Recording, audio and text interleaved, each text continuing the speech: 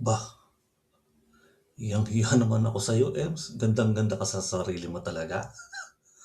Grabe. Kung iba nga manliligaw ko na babae, tinanggihan ko eh. Ha? Huwag mo ko itulad sa founder mong bakla. Yun, sigurado, pinagtitikulan ka nun. Sigurado ako nun. Ikaw, matandang gurang na. Sa tingin mo, pagtitikulan kita. Aba, mahiya ka naman sa edad mo, Ems. Sa ganyang edad, aba, hindi na dapat na sa larangan na ganyan. Ha? Aba, ang tanda-tanda mo na, sa tingin mo, may papatol sa'yo. May pumatol sa'yo kasi binayaran mo. Yun yun. Kaya wag feeling ganda-ganda ha. Inuulit ko, ang dami naligaw sa akin. Okay?